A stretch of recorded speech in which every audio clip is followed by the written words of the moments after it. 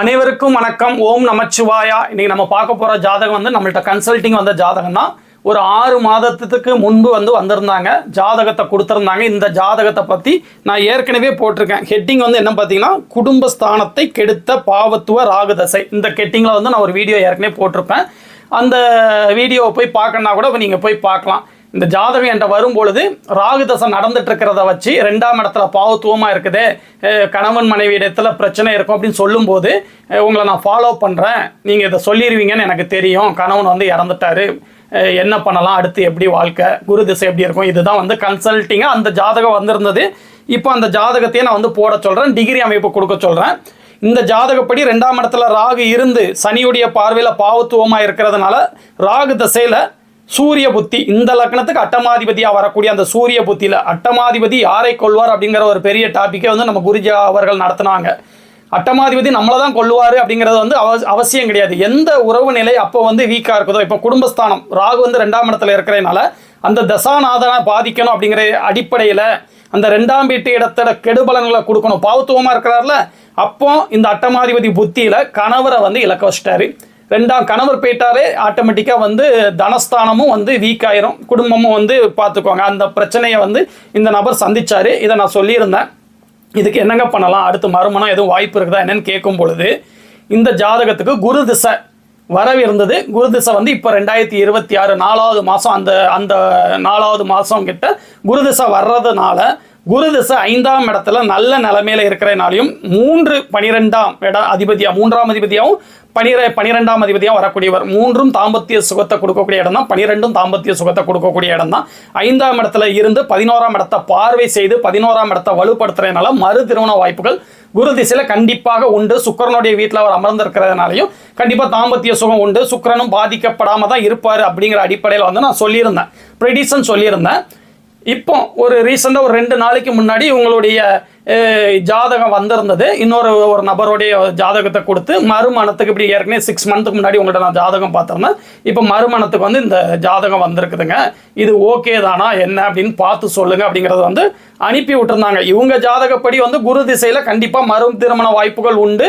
Okay, நான் ஏற்கனவே சொல்லியிருந்தேன். அப்போ அந்த மணமகனுடைய ஜாதகம் எப்படி இருக்குன்னு இப்போ நான் போட சொல்கிறேன். அவருடைய ஜாதகம் வந்துட்டுருக்கு, டிகிரி அமைப்பு நீங்கள் அதில் பார்த்து தெரிஞ்சுக்கோங்க. இவருடைய ஜாதக அமைப்புலையும் இவங்களுடைய ஜாதக அமைப்புலையும் லக்னத்தை குரு பார்ப்பாங்க. இது ஒரு நல்ல அமைப்பு. லக்னத்தை குரு பார்த்தவங்களே கல்யாணம் பண்ணணும்ல, அந்த அமைப்பு வரும்.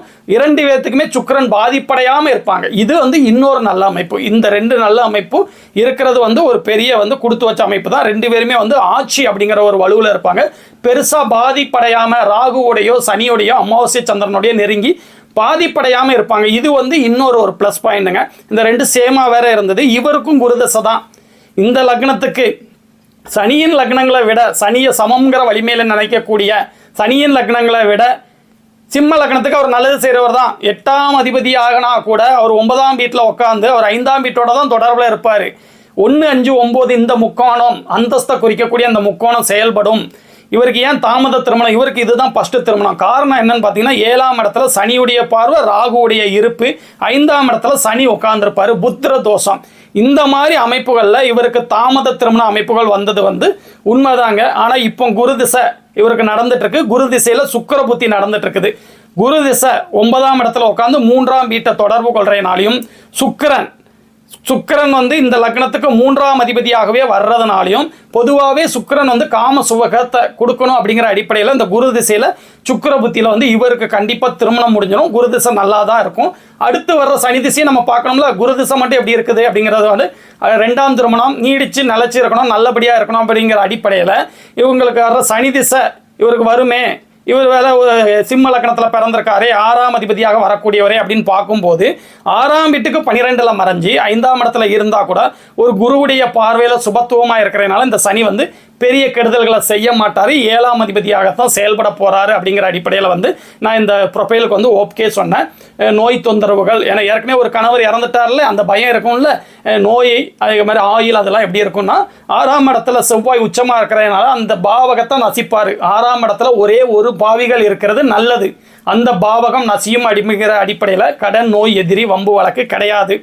அதே நேரத்தில் பார்க்கும் பொழுது ஆயில் அப்படின்னு வந்தால் 8ஆம் இடத்துல பௌர்ணமி பக்கத்தில் பிறந்திருக்காரு. பங்குனி உத்திரம்னு சொல்லக்கூடிய பௌர்ணமிக்கு அடுத்த நாள் பிறந்த ஜாதகம். அதனால அந்த சந்திரனுடைய நேரடி பார்வையில் 8ஆம் இடம் வலுப்பட்டிருக்கும். 8ஆம் அதிபதி வலுவோடு இருப்பார். ஆயுள் காரகனான சனி வலுத்திருப்பார். லக்னம் வலுவோடு இருக்கும். லக்னாதிபதி வலுவோடு இருக்காரு. இத்தனை நல்ல விஷயங்கள்னால இவங்களுக்கு ஆயுள் தோஷம்லாம் இல்லை, கண்டிப்பாக தாராளமாக கல்யாணம் பண்ணலாம் அப்படிங்கிறத வந்து நான் வந்து சொல்லி அனுப்பி வச்சேங்க. இந்த ஜாதகப்படி வந்து குழந்தை உண்டு. அவங்களுக்கு குருதிசை 5ஆம் இடத்துல இருந்து நடக்க போகுது. இவங்களுக்கு குருதிசை 9ஆம் இடத்துல இருந்து 5ஆம் வீட்டை தொடர்பு கொண்டு நடக்க போகுது. அப்போ இன்னொரு குழந்தை இந்த நபர் மூலியமாகவும் அவங்களுக்கு உண்டு அப்படிங்கிறத வந்து நீங்கள் தெரிஞ்சுக்கிடணும். இந்த ஜாதகம் இந்த மாதிரி வந்து நம்ம பார்க்கும்போது கொஞ்சம் சந்தோஷமா இருக்குங்க. மனசு ஒரு கஷ்டமான இதில் நம்மள்கிட்ட வந்துட்டு அதுக்கு வந்து நிவர்த்தி ஆகி நீங்கள் சொன்ன மாதிரியே நிவர்த்தி ஆகி அது வந்து லைஃப் ஒரு நல்ல விதமாக வந்து அது சக்ஸஸாக ஆகும் பொழுது நம்மளுக்கு உண்மையிலேயே பலன் சொன்ன நம்மளுக்கு வந்து ஒரு சந்தோஷமாக தான் இருக்கும். இந்த ஜாதகத்தை பார்த்ததுலாம் எனக்கு திருப்தி. முதல் திருமணத்துக்கு வர்ற நிறைய பேருக்கு ப்ரொஃபைல் வந்து செட் ஆக மாட்டேங்குது. 10 தடவைக்கு மேலே ஜாதகம் பார்த்தவங்களாம் இருக்கிறாங்க. ப்ரொஃபைல் வந்து செட் ஆகாமல் மாற்றி பார்த்துட்டு இருக்கிற நபர்கள்லாம் இருக்கிறாங்க. இவங்க 5 ஜாதகத்தை கொடுத்துட்டாங்களே அப்படிங்கிறக்காண்டி நம்ம ஓகே சொல்ல முடியாதுல்ல. அப்போ வந்து நம்மள்ட்ட அவங்க வர்றதுக்கான அந்த அர்த்தமே இல்லாமல் போயிருமே. அதனால முடிஞ்ச வரைக்கும் வந்து ஓரளவு ஒரு நல்லா இருக்குதா அப்படிங்கிறத பார்த்துட்டு தான் ஓகே சொல்லுவேன். இந்த ஜாதகம் எடுத்த உடனே வந்து ஓகே ஆனது எனக்கு வந்து மிகப்பெரிய மன மகிழ்ச்சி தாங்க. இவங்க லைஃப் உண்மையிலே நல்லா இருக்குமானா நல்லா தான் இருக்கும். 2 ஜாதகத்தையும் நான் வந்து பக்கத்தில் போட சொல்லியிருக்கேன்ல, இதை பாருங்கள். உங்களுக்கு மற்ற விதிகளையும் வந்து நீங்கள் இதில் பொருத்தி பாருங்கள். எக்ஸலண்டாக இருக்கும். இந்த மாதிரி தான் வந்து பொருத்தம் பார்க்கணும். இதே இந்த நபருக்கு 2ஆம் திருமணம் அப்படின்னு சொல்லிட்டு சாஃப்ட் கார்னரில் நான் எதுவுமே பார்க்கல. நான் என்னுடைய விதிகளை பயன்படுத்தி தான் பார்த்தேன். லக்னத்தோட குரு தொடர்பில் இருக்குதா, 2 பேத்துக்கும் இருக்குது. அதே நேரத்தில் சுக்கிரன் 2 பேத்துக்கும் பாதிக்கப்படாமல் இருக்குதா, தசாபுத்திகள் அதுதானே மெயின். தசாபுத்திகள் எப்படி இருக்குது, இப்படி அனைத்து விஷயத்தையும் பொருத்தி பார்த்துட்டு தான் ஓகே சொன்னேன். இதே மாதிரி இன்னொரு ஜாதகங்கள் நல்ல விளக்கம் கொடுக்கக்கூடிய வகையில் வந்தால் நான் அவங்க கூட வந்து பகிர்ந்துக்கிறேன். ஓம் நமச்சிவாயா.